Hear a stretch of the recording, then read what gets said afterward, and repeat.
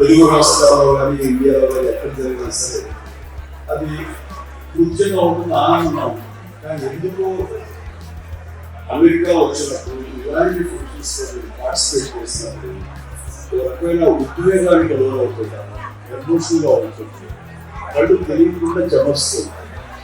దానికి కారణం మీరు చూపించే అభిమానంలో అమితమైన ప్రేమ, అత్యుత్సాహం. ఇవి నిజంగా నన్ను గౌరవం చేస్తాను, తట్టుకోలేని ఒకసారి అనిపిస్తుంది.